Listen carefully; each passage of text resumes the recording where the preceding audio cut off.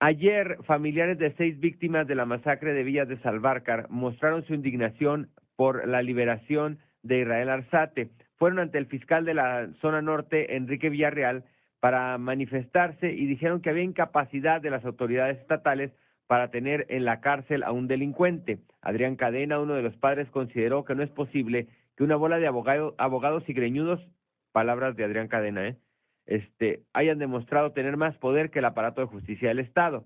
A nombre de los inconformes, Cadena externó que algunas agrupaciones de los derechos humanos se han transformado en promotores de la impunidad al defender a los criminales. Molesto, realmente muy enojado, el señor Cadena, acompañado de madres de familia, señaló que exigen la presencia del fiscal del Estado, Jorge González, dice ya que Villarreal Macías, que es el actual fiscal de la zona norte, mostró un pleno desconocimiento de todo lo relacionado con la matanza de las 15 personas de Salvarcar, la mayoría deportistas, ocurrida en enero del 2010, caso del que se deriva la liberación de Israel Arzate. Esto en cuanto a los familiares. Ahora, ¿qué dijo Israel Arzate al llegar a la Ciudad de México ayer? Porque ayer estuvo allá. Dijo que luego de que las autoridades le ordenaron la liberación, pues él, al recuperar la libertad, había perdido 4 años de su vida, había perdido su matrimonio, que sus hijos ya no tenían la convivencia que podía haber tenido, sus hermanos, todo esto. Pero además también pidió a los jueces que desde el principio, dijo él, tuvieron las pruebas para demostrar mi inocencia y nunca quisieron hacer nada, que den la justicia y que no busquen chivos expiatorios para no tener justicia real. La Suprema Corte demostró lo que ninguna autoridad de Ciudad Juárez ni de Chihuahua quiso hacer, no quisieron hacer su trabajo, no quisieron investigar ni nada, quisieron agarrar a inocentes, convirtiéndolo en culpable y criminalizándolo ante los medios de comunicación. Esto dijo Israel Arzate. Las reacciones de la autoridad son en distintos niveles. Por ejemplo, el Congreso del Estado, a través del coordinador de los diputados del PRI, dijo que era un retroceso al asunto de derechos humanos esto que había pasado con Israel Arzate. Rodrigo de la Rosa resaltó la importancia de que se establezcan mecanismos óptimos para evitar que estos hechos se sigan presentando, pues solo se entorpece la acción de la justicia y se frene el avance que se ha obtenido en los últimos años con prácticas como estas que se deben desechar en el Estado. Es Rodrigo de la Rosa.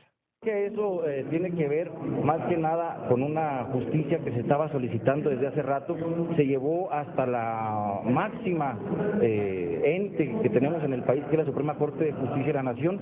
Se generaron ahí todos los elementos y fue una decisión tomada por la... Bueno, pues aquí habrá que ver los elementos de juicio que tuvo la Suprema Corte de Justicia y los elementos que presentó la Fiscalía, ¿no? Para haber tomado esa definición, que son prácticas que debemos realmente desechar en el Estado.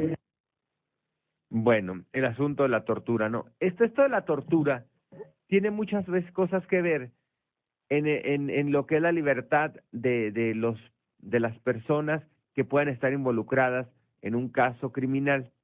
El asunto, sin yo conocer de fondo si realmente es culpable o no, porque eso requeriría de una investigación mucho más amplia, está en que en algunas ocasiones se tortura a gente inocente y en otras ocasiones, como gente que es culpable no quiere hablar, también la torturan. ¿Qué pasa ahí? Que cuando llega ante un juez, cualquier prueba derivada de una tortura es inadmisible, aunque la prueba haya sido una prueba que lo inculpa dentro del delito. Yo no quiero analizar este caso en particular porque no tengo toda la información, ni mucho menos soy quien para hacerlo.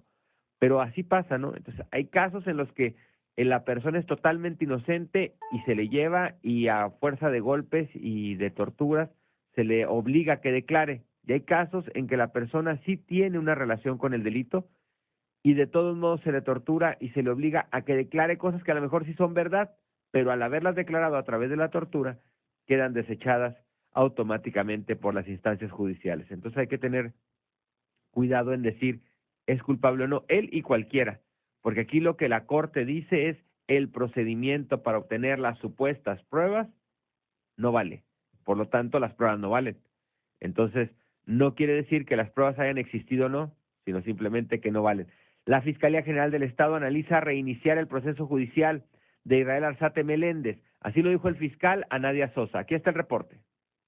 La Fiscalía General del Estado analiza reiniciar el proceso judicial en contra de Israel Arzate Meléndez, exculpado por la Suprema Corte de Justicia de la Nación de la acusación de homicidio calificado y en grado de tentativa en el multihomicidio de 10 jóvenes juarenses, mejor conocido como Masacre de Villas de Salvarcar, declaró precisamente el fiscal general Jorge González Nicolás, quien opinó respecto al dictamen de la Corte que se le exculpaba por demostrarse tortura por el ejército mexicano, no porque fuera inocente, dijo. El proceso fue llevado por un juez federal y el alegato para exculparlo de estar en prisión preventiva fue, además de la tortura, que el interrogatorio lo hicieron elementos militares y no un ministerio público como está previsto por ley. Respecto a las acusaciones del abogado Simón Hernández León, abogado de Israel Arzate, de que la Fiscalía presentó pruebas no fidedignas y declaraciones de testigos para inculpar a su representado, indicó que el jurista estaba mal informado, pues la detención de Arzate fue por orden de un juez federal. El señor licenciado, no tengo idea quién sea, no lo conozco, no voy a entrar en una controversia con él porque yo soy el fiscal general del Estado y quien tuvo detenido a su cliente, por si él no lo sabe, fue un juez federal, no la Fiscalía del Estado. Lo detuvo el Ejército Mexicano en el 2010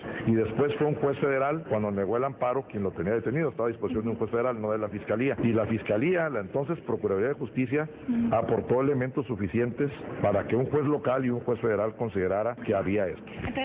Y déjeme decirle una cosa, no se le absolvió de que no participó en los hechos, sino simplemente se estableció que había sido probablemente torturado por el Ejército Mexicano, que es a quien él acusa, y esto significa que por ello lo pusieron en libertad, no porque sea inocente. Para Sistema Radiólogo, Nadia Sosa. Pues tiene de cierta manera razón el fiscal, de cierta manera, porque al no valer las pruebas, pues también se considera que es inocente, ¿no?